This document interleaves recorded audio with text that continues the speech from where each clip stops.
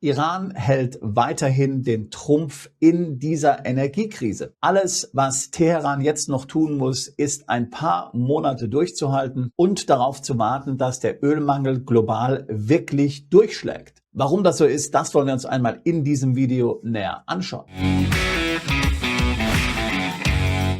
Noch ein kurzer Hinweis in eigener Sache, wenn auch dich solche Fragen umtreiben, die geopolitische Situation, wie sich das Ganze auf unsere Zukunft, auf unser Leben, auf unsere Finanzen, Steuern, Freiheit auswirken wird, dann lade ich dich herzlich zu unserem Schweizer Taschenmesser-Seminar für deinen Plan B ein, das wir regelmäßig in Zürich veranstalten. Dort gehen wir alle Maßnahmen durch, die du brauchst, um einen effektiven Plan B zu errichten, von zweiten Staatsbürgerschaften über Aufenthaltstitel, Konten im Nicht-EU-Ausland, außerhalb möglicherweise des OECD-CRS zu eröffnen, Gold im Ausland zu lagern, Vermögen international zu diversifizieren und noch vieles mehr.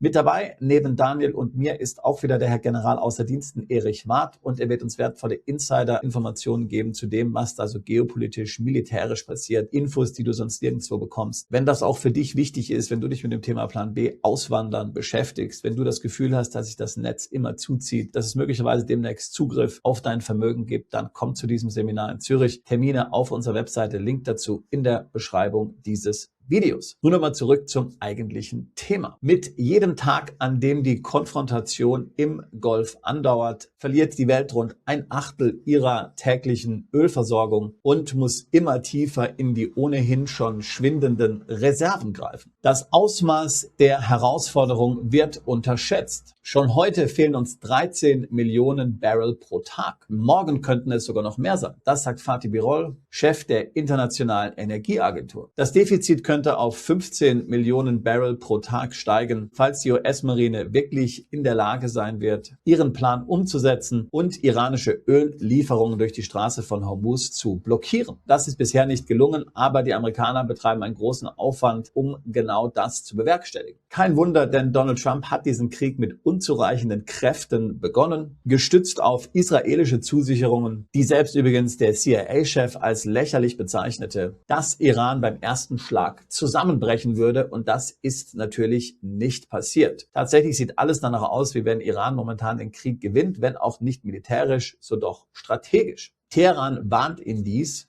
den Krieg auf die Route durch das Rote Meer auszuweiten, falls seine Schiffe angegriffen oder versenkt werden. Damit wären weitere 6 Millionen Barrel täglich gefährdet, etwa am saudischen Terminal in Yanbu, und der globale Containerverkehr würde massiv gestört werden. Die Häfen am Golf gehören entweder allen oder niemandem, heißt es aus Teheran. Das US-Zentralkommando behauptet zwar, dass Schiffe aus nicht-iranischen Häfen frei verkehren können. Es gibt aber absolut keinen glaubwürdigen Plan, den normalen Schiffsverkehr wiederherzustellen. Dafür wären mindestens 200.000 Bodentruppen und monatelange Kämpfe nötig, um die lange iranische Küste zu sichern und verbliebene Raketen- und Drohnenstellungen auszuschalten. Die USA und Iran steuern auf ein bekanntes und gefährliches Muster zu. Einen Abnutzungskrieg, in dem beide Seiten glauben, mehr Schmerz zufügen zu können, als sie selbst ertragen müssen. Das sagt Danny Citronovich, ehemaliger Leiter des Iran-Referats beim israelischen Militärgeheimdienst. Eine weitere gefährliche Eskalation: Die US-Marine soll nun auch Schiffe unter chinesischer Flagge kontrollieren und beschlagnahmen. Ein direkter Angriff auf Chinas Energieversorgung. De facto könnte das auch als eine Kriegshandlung gelten. Gesetz des Dschungels,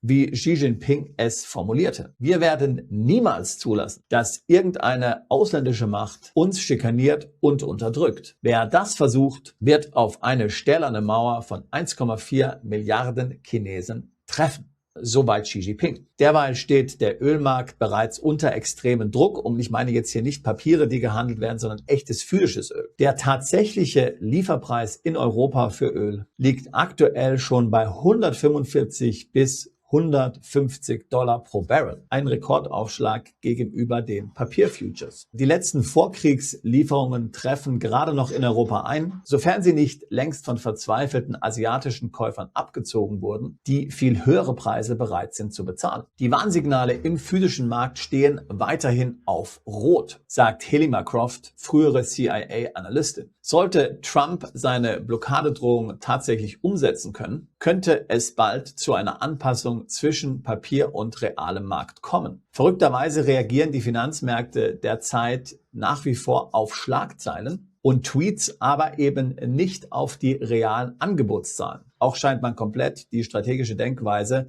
des iranischen Regimes zu ignorieren. Die Wall Street geht offenbar immer noch davon aus, dass die Drohungen beider Seiten nur ein Bluff sind. Brent-Öl ist wieder unter $100 gefallen und der S&P 500 liegt über dem Niveau vor Kriegsbeginn. Doch das blendet meines Erachtens das Risiko einer weiteren Eskalation völlig aus. Ein gewagter Optimismus, wenn man bedenkt, dass Trump in einer Informationsblase lebt und ein zwanghaftes Bedürfnis nach Eskalationsdominanz hat. Citroniewicz betont, Trump habe noch immer nicht verstanden, dass die iranischen Revolutionsgarden glauben, im asymmetrischen Krieg die Oberhand zu haben. Selbst nach 5 Wochen intensiven Krieg scheint die US-Regierung einen zentralen Punkt nicht zu begreifen. Iran ist nicht Venezuela. Die Schließung der Straße von Hormuz wird Iran nicht zur Kapitulation bringen. Dabei ist ein Deal möglich. Iran bot an, die Urananreicherung für 5 Jahre zu pausieren. Trump verlangte aber 20 Jahre. Das Abkommen von 2015 unter Obama sah 10 Jahre vor. Wenn Trump bereit wäre, schlechtere Bedingungen zu akzeptieren als vor dem Krieg oder als Obama damals erreicht hat, könnte er schnell einen politischen Sieg erzielen, aber da kommt ihm wohl sein Ego in die Quere. Laut Citroniewicz müsste dieser Deal ansonsten auch deutlich näher an den iranischen Forderungen liegen als an Trumps Ultimatum. Und was die Drohungen gegenüber China betrifft,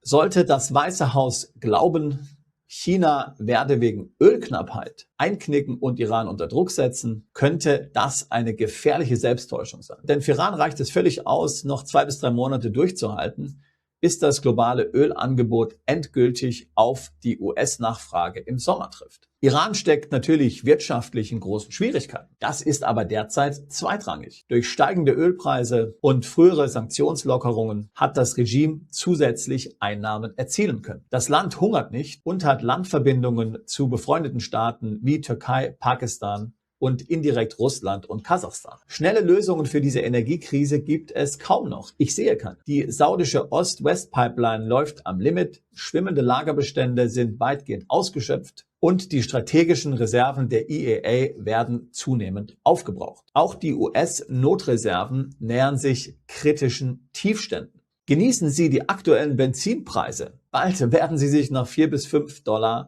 pro Gallone zurücksehnen. So spottete der iranische Parlamentspräsident im Hinblick auf die Benzinpreisanstiege in den USA. Als Faustregel gilt, und wir hatten das ja schon in anderen Videos erklärt, ein Anstieg des Ölpreises um $10 erhöht den Benzinpreis in den USA pro Gallone um ca. 30 Cent. Aktuell liegt der Preis durchschnittlich in den USA bei $4,12. Doch die realen Ölpreise, also das tatsächliche physische Öl, was gehandelt wird, das deutet bereits auf $6 hin. Das hat es noch nie gegeben in den USA, außer in den 70er Jahren. Und darauf deutet jetzt alles hin. Solche Preise, $6, $8 pro Gallone, und Benzinrationierungen wie in den 1970er Jahren sind durchaus vorstellbar. Sie sind ja auch schon passiert. Und das wäre natürlich katastrophal für Trump jetzt, wo die Midterm-Wahlen anstehen. China dagegen hat seine strategischen Ölreserven in den letzten Jahren massivst aufgestockt. Tatsächlich kann China fast ein Jahr Importausfälle kompensieren. Zudem bezieht China weiterhin große Mengen an Öl aus Malaysia, Russland, Brasilien und Afrika. Mit seinen enormen Devisenreserven kann es jederzeit am Weltmarkt einkaufen. Gleichzeitig kontrolliert Peking die Inlandspreise und hat Exporte von raffinierten Produkten gestoppt, um die eigene Wirtschaft abzusichern. Natürlich auch China hat strukturelle Probleme, ganz klar. Aber natürlich kann das Land taktisch davon profitieren, einfach nur abzuwarten und zuzuschauen, während die USA ihre Ressourcen verschwenden, verbrauchen. Denken wir zum Beispiel nur an die ganze Munition, die dort verschossen wurde. Ihre Glaubwürdigkeit im Nahen Osten beschädigen oder gar zerstören und in Europa weiter für Ärger sorgen. Die US-Blockade untergräbt zudem die jahrzehntelange amerikanische Doktrin der freien Schiffsfahrt. Das ist natürlich wirklich ein Geschenk für die chinesische Propaganda, gerade da, wo Xi dabei ist, seinen Einfluss im südchinesischen Meer und rund um Taiwan auszubauen.